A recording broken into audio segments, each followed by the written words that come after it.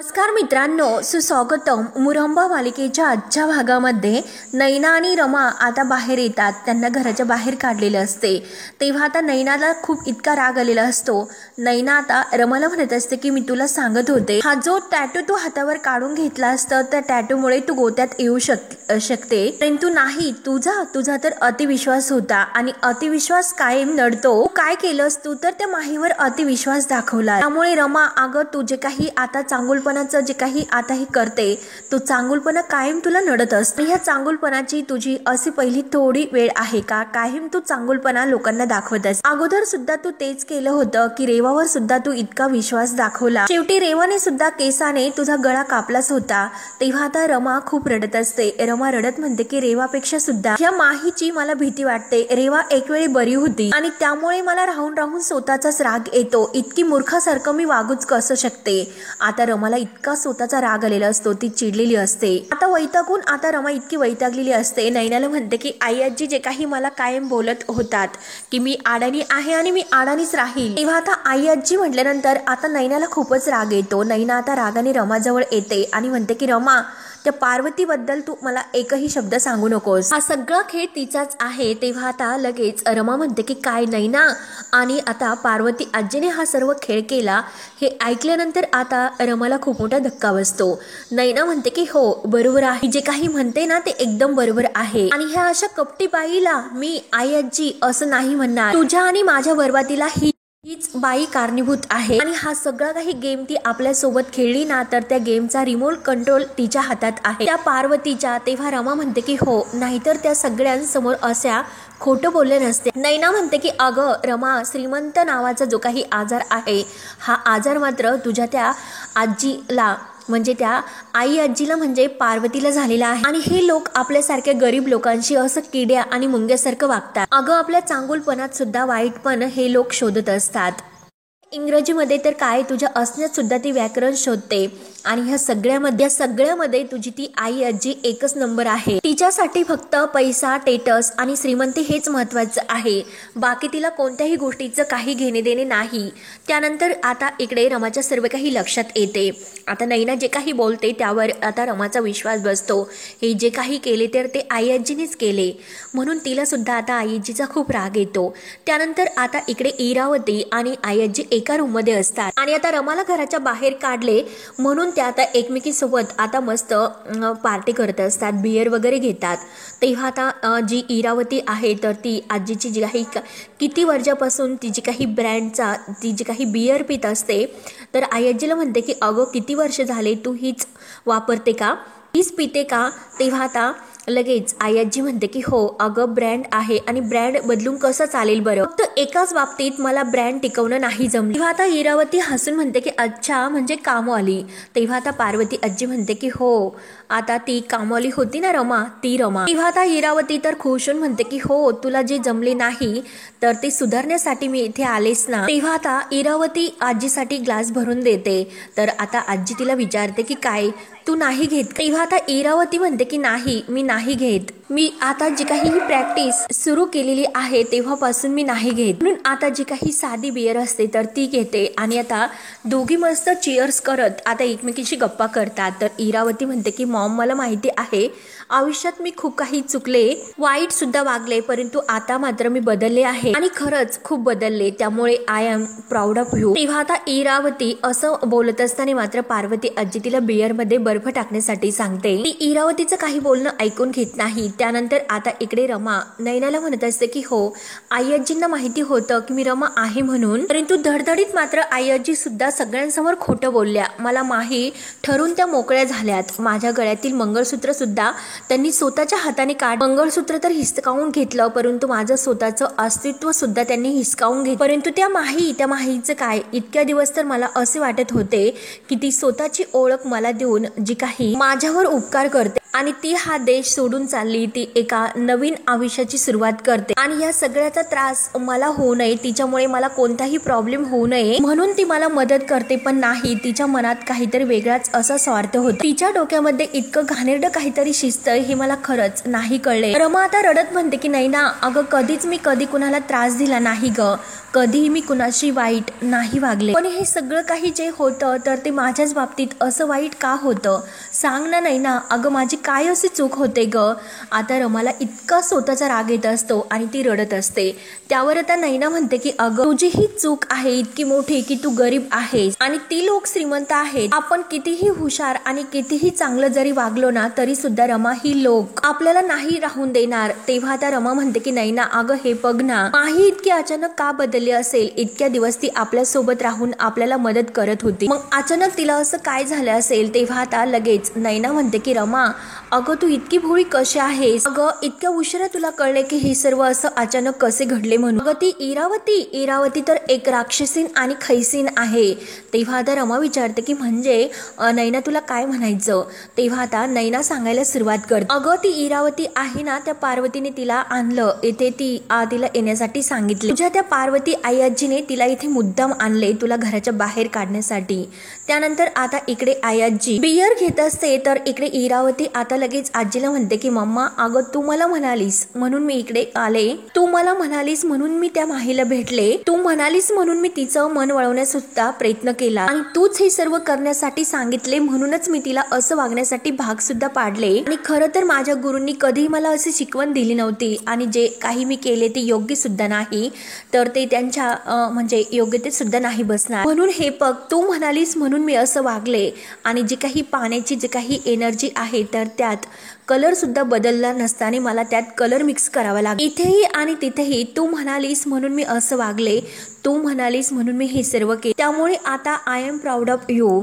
तेव्हा लगेच आता पार्वती आजी मुद्दाम तिच्या बोलण्याकडे लक्ष देत नसते आणि ती परत आता म्हणते की हे पग माझ्या ग्लासमध्ये जरा पाणी आणि बर्फ टाक. तेव्हा आता इरावती तिच्या ग्लासमध्ये पाणी ओतून देते आणि परत आई आजीला म्हणते की मम्मा, अगं हे पग, मला माहिती होतं की मी खरंच एक वेडी मुलगी होते, लायपर होते आणि हायपर सुद्धा होते आणि लाईफला मी ग्रँटेड धरलं होतं आणि हे पग तुझ्यामुळे मी सुधारले, तुम्हाला सावरण्याचा खूप प्रयत्न केला, माझ्यासाठी तू नेहमी होतीच आणि तू माझ्यासाठी खूप काही आहे, सांग ना मग, I am proud of you. तेव्हा आता पार्वती आजी म्हणते की हे बघ इरावती, आतापर्यंत मी जे जे काही केले ते सगळं काही एक मामूली होत, आता मात्र तुला एक मोठी गोष्ट करायची आहे. तेव्हा आता इरावती खुश होऊन म्हणते की मग तू सगळ्या लोकांसमोर हे म्हणशील का, मा बेटा आय लव्ह यू आणि I am proud of you. तेव्हा आता पार्वती आजी म्हणते की बघूयात तुला अगोदर जे काही मी सांगितलेलं आहे ते जमेल का, आणि जमले तर मी नक्की म्हणेल आणि ही तुझी परीक्षा आहे असे तू समज. तेव्हा आता लगेच इरावती म्हणते की हो मी नक्की करेल, 100% मार्क्स मिळून पास होण्याचा प्रयत्न तर करेलच, पण नक्की असं काय करायचं आहे. तेव्हा लगेच आता पार्वती आजी तिला ते सांगायला सुरुवात करते. त्यानंतर आता इकडे नैना ही रमाला म्हणते की तुला बदला घेणं ही जमत नसेल, तू माझा जो काही अपमान झालेला आहे तो अपमान मी कधीही नाही सहन करू शकत, या सगळ्या गोष्टीचा सूड घेतल्याशिवाय मी काही राहणार नाही. परत नैनाचं हे सर्व बोलणं ऐकून रमा म्हणते, तेव्हा आता नैना म्हणते की म्हणजे असे की ह्या मुकादमांना मी बर्बाद केल्याशिवाय नाही सोडणार, त्यांना मी बर्बाद करणार म्हणजे करणारच, आणि हे जे काही आपल्याला करायचं आहे तर ते आपण दोघी मिळून करणार. मग त्यामुळे रमा बोल, तू बदला घेणार आहेस की नाही, बोल बोल रमा, अगं रमा बोल ना, तुझ्यावर जो अन्याय झालेला आहे त्याचा बदला तू घेणार आहेस की नाही. तेव्हा आता रमा एकदम शांत असते, रमा काही बोलत नसते. तर इकडे मात्र आता जी काही माही अक्षयच्या रूममध्ये असते आणि अक्षयची ती आता खूप अशी काळजी घेतल्याचं नाटक करत असते. अक्षयला म्हणते की बरं वाटतं का तुम्हाला, आता सगळं काही आता शांत वाटते का, तुम्हाला काहीतरी खायला घेऊन येऊ का. तेव्हा आता लगेच अक्षय म्हणतो की नकोय, तू येथेच माझ्याजवळच बसून राहा आणि आता कुठेही जाऊ नको. हे पग रमा, अगं मला आणखीन एका गोष्टीची शंका तर होती, म्हणजे हे पग, अगं सुरुवातीला त्या माहीला काही स्वयंपाक वगैरे जमत नव्हता, सुरुवातीला मला शंका तर आली होती आणि माझी रमा इतकी स्वयंपाकात अगदी म्हणजे सुगरण आहे, तिचा हात कोणीच धरू शकत नाही असा ती स्वयंपाक करते. मग आता तिला इतकं स्वयंपाकामध्ये घरामध्ये काय इतकं आता विचार करावा लागत असतो आणि तिच्या हाताची चव कशी बदलेन बरं, असं कसं होऊ शकतं. तेव्हा मी तर असा विचार केला होता की कदाचित मला असे वाटले की तिचा इतका मोठा अपघात झाला, त्या अपघातातून ती बरी झाली आणि बरी होता होता मात्र तिचा इतका टाइम त्यामध्ये गेला असेल म्हणून विसरली असेल ती काही सर्व काही. परंतु आता रमा जे काही होत होते ते माझ्या लक्षात येते. परंतु नंतर मात्र तिच्या हाताची सगळी काही चव बदलली होती. परंतु नंतर ती अगदी तुझ्यासारखा हुबेहूब अगदी स्वयंपाक करत होती. मग मला हेच कळत नाही की नंतर तुझ्या हातची चव तिच्या हाताला कशी आली हेच नाही कळत.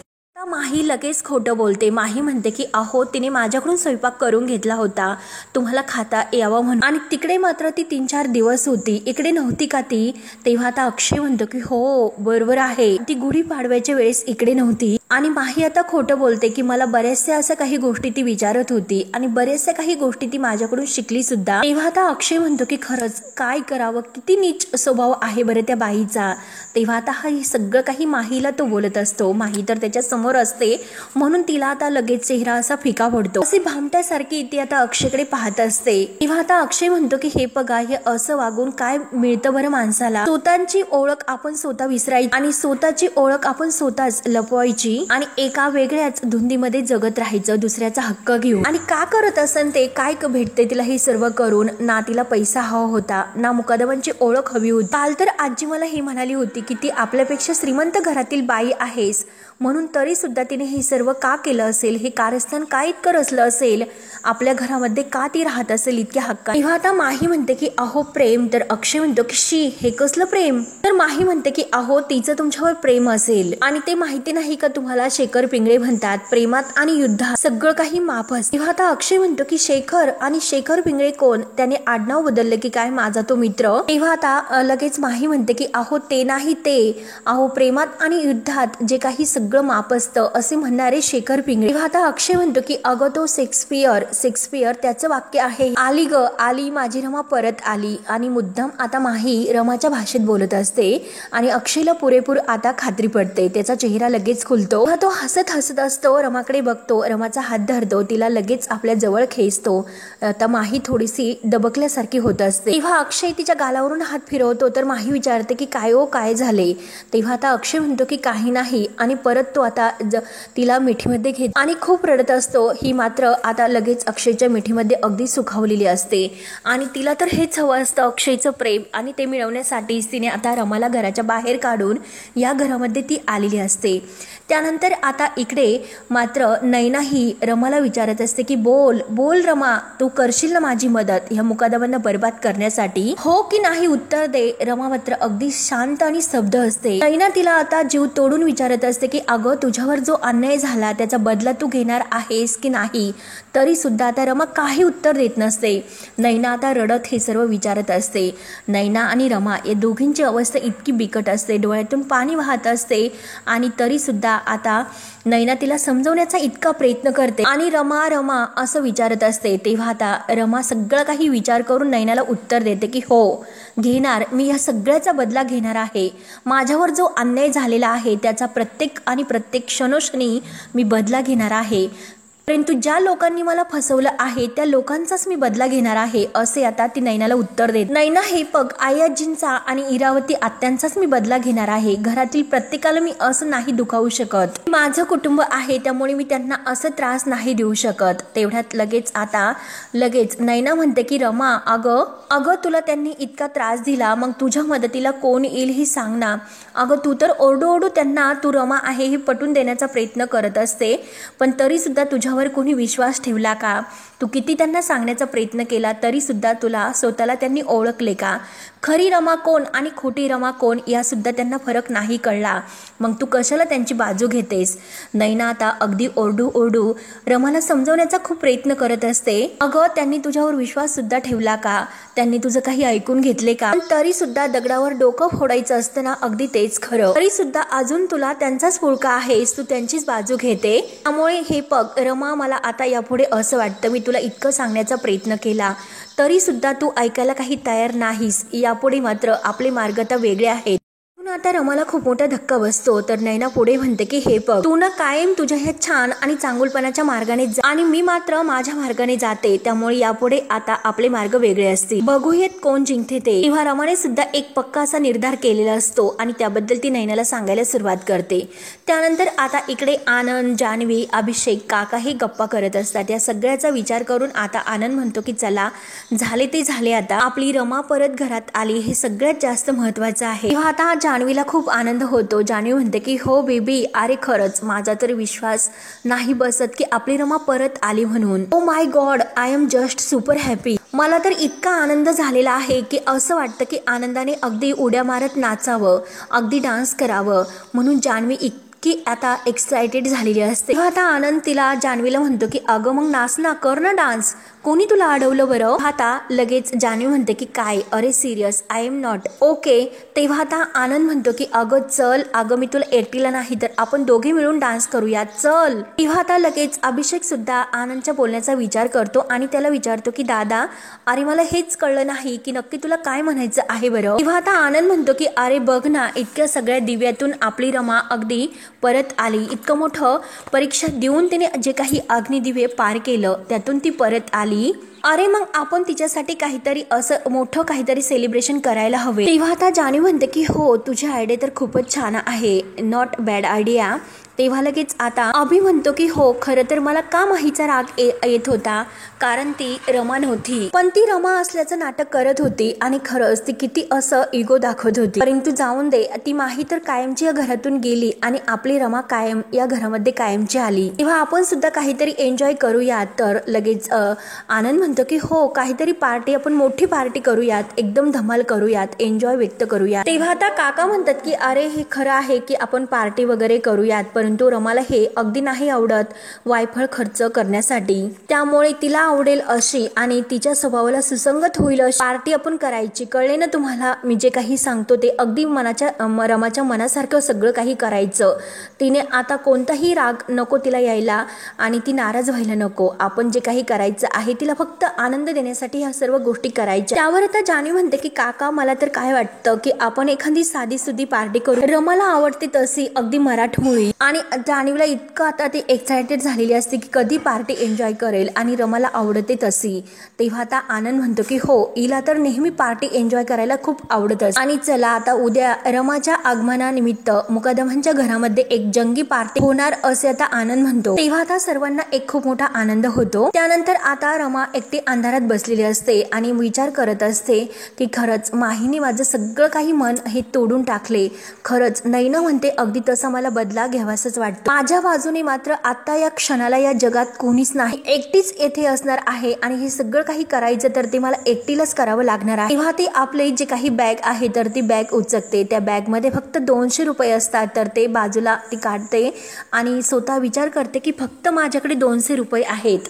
आणि आज मात्र तिला तिच्या बाबांचे शब्द आठवले. बाबा नेहमी मला हेच सांगायचे की जेव्हा सगळं काही संपलेलं असतं तेव्हा मात्र आता हार न मानता, मनातून असं न हरता जो काही, कारण तो जुन्या खेळाचा शेवट आणि नवीन खेळाची ती सुरुवात असते. त्यामुळे आता मात्र हा नवीन खेळ सुरू झालेला आहे की जो खेळ तुला एकटीला रमा खेळायचा आहे. आता माझ्याकडे आज 200 रुपये असतील तर पुढच्या एकाच आठवड्यामध्ये मी ह्या 200 रुपयाची 2000 रुपये करेन आणि 10 दिवसात त्याचे 20,000 करून दाखव. त्यानंतर आता इकडे साई घरी येतो. माईंना जो काही प्रकार घडलेला आहे तो सर्व काही सांगतो. ते ऐकून माईला तर धक्काच बसतो. माई म्हणते की अरे साई, काय सांगतोस. तेव्हा आता साई म्हणतो की हो ना माई, अगं कुणालाच घरामध्ये हे कळत नव्हतं की खरी रमा कोण आणि खोटी रमा कोण. सगळ्यांचा काही एक प्रकारचा मोठा गोंधळ होऊन गेला होता, परंतु खऱ्या रमाच्या पायावर एक जन्मखून आहे. आणि तेव्हा मात्र आता दोघींचेही पाय चेक करण्यात आले. तर माई विचारतात की पुढे काय. तेव्हा आता साई म्हणतो की पुढे काय असणार. अगं माई, सगळ्या काही खऱ्या गोष्टींचा उलगडा शेवटी झाला. तेव्हा आता साई म्हणतो की अगं जी खरी रमा होती तर तिच्या पायावरती जन्मखून होती आणि जी काही खोटी ती माही होती ना, तर तिच्या पायावर कसली तरी ती जळल्याची खून होती. तेव्हा आता हे ऐकून तर माई डोक्याला हात लावतात. अरे देवा, हे काय हे? अरे पोट्या, खूप मोठा असा दगा होऊ राहिला रे, तुला काही कळते का? तेव्हा आता साई म्हणतो की माई, अगं तू काय बोलतेस? तेव्हा आता माई म्हणते की अरे पोट्टी, अरे ती रात्रीची जी काही पोट्टी दारावर आली होती तिने आपल्याला फसवलं, अरे ती रमा नव्हतीच. तेव्हा आता साई म्हणतो की माई, तू काय बोलतेस?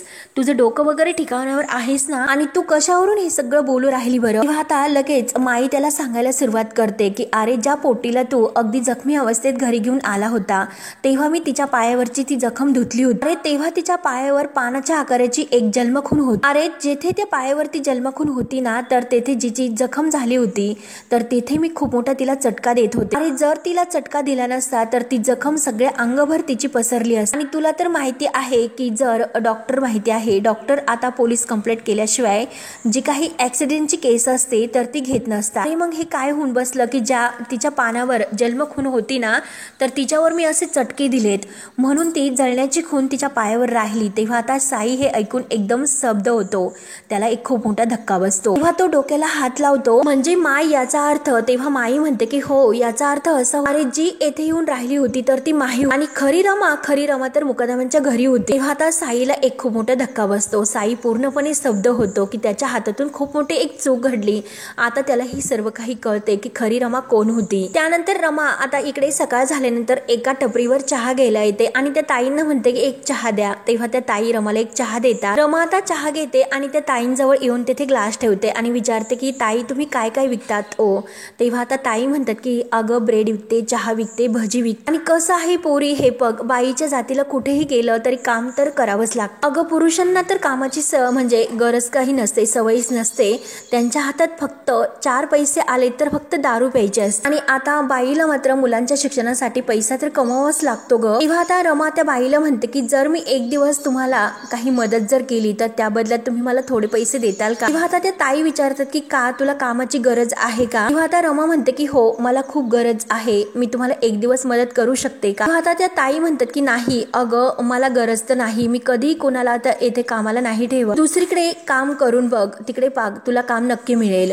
तेव्हा आता रमा म्हणते की ताई, मी तुम्हाला खरं सांगते, या अगोदर सुद्धा हे असं काम मी केलेले आहे. तुम्हाला मी सांगते की अहो ताई, जर आज मी येथे चहा केला आणि रोज लोक असं म्हणतील की मी आता येथेच येऊन चहा पिणार, म्हणजे आज मी जो चहा बनवलेला आहे तर लोकांना तो चहा इतका आवडेल, रोज लोक इतकी चहाला गर्दी होईल. आता त्या ताई म्हणतात की काय ग, तू असं कसं बोलतेस, म्हणजे स्वतःला तू इतकी मोठी सुगरण समजतेस का? तेव्हा आता रमा म्हणते की नाही, असं काही नाही, परंतु खरंच मला कामाची खूप गरज आहे, तुम्ही फक्त एकदा मला संधी द्या, मी तुमच्यासाठी आता चहा बनवून देते, ते चहा प्या आणि चहा पिल्यानंतर तुम्हाला काय ठरवायचं आहे ते तुम्ही ठरवा. तेव्हा आता ती बाई म्हणते की नाही, मी तुला एकदा सांगितलं की मी येथे तुला कशावर हात लावून देणार नाही. आणि हे बघ बाई, मी तुला अगोदरच सांगते की तो इथून जा, एकतर माझा नवरा 4 पैसे सुद्धा मला देत नाही आणि 4 पैसे मला तर कमवावे लागतातच, आणि घरी माझा नवरा सतत कटकट करत असतो आणि सोडला असता मी त्याला केव्हाच, परंतु काय करणार, शेवटी तो नवरा आहेस ना. तेव्हा लगेच रमा म्हणते की ताई, हे बघा, मला खरंच कामाची गरज आहे,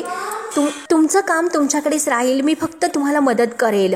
तेव्हा आता रमाने हात जोडलेले असतात आणि रमा म्हणते की कारण मला माझं पोट भरण्यासाठी मदत होईल. अहो, तुमची जशी अवस्था आहे तशीच अवस्था माझी सुद्धा. घरातून अचानक मला बाहेर पडावं लागलं, माझ्याकडे तर काहीच नाही, ना घर, ना पैसे आणि ना कपडे. तेव्हा आता ती बाई रमाकडे पाहत असते आणि आता नक्की ती रमाला काय कामावर ठेवून घेईल का? रमा आता तिच्याकडे मदतीचा हात पुढे करते. तेव्हा आता ती बाई आता रमाकडे एकटक पाहत असते आणि हा भाग येथे संपतो. पुढील भागामध्ये आता घरामध्ये पार्टी असते आणि पार्टी सगळेजण एक मस्त एन्जॉय करत असतात. तर अक्षय आता माहीला एका बेडवर तेथे बसवतो आणि तिचं अगदी प्रेमाने औक्षण करत असतो की इतक्या संकटांना पार करून तू परत आली. त्यानंतर आता इकडे साईला खूप मोठा धक्का बसलेला असतो. साईला आता जी काही चूक त्याच्याकडून झालेली आहे ती चूक सुधरवायची असते, म्हणून त्याला काही चैन देत नसते. तो लगेच आता मुकादमांच्या घरी येतो, कारण तो जी चूक त्याने केलेली आहे की सगळ्यांना ती माही रमा नाही हे सांगण्यासाठी तो आलेला असतो. परंतु आता योगायोगाने मात्र तो त्या पार्वती आजीच्या समोर येतो. तेव्हा आता पार्वती आजी त्याला म्हणते की अरे तू असं का उभा आहेस, इकडे आतमध्ये ये ना. तेव्हा आता हा अक्षयला मला भेटायचं आहे, चला आतमध्ये असं म्हणत असतो. तेव्हा आता पार्वती आजी म्हणते की अरे मला सांग नक्की काय झालेले आहे. तेव्हा आता साई म्हणत असतो की अहो खूप मोठी गडबड झालेली आहे, तुमच्या घरामध्ये जी काही कोणी राहते ना ती माही आहे. पार्वती आजीला हे सगळं कळल्यानंतर आता ती साई साईला कसं गप्प बसवते, कारण आता पार्वती आजीलाच रमा या घरामध्ये नको आहे म्हणून ती आता साईने जे काही आता ह्या आजीला सगळं काही सांगून दिलेले असते। तेव्हा आता मित्रांनो पुढे काय काय होतं हे पाहण्यासाठी आपल्या चॅनलला नक्की सबस्क्राईब करत राहा। धन्यवाद।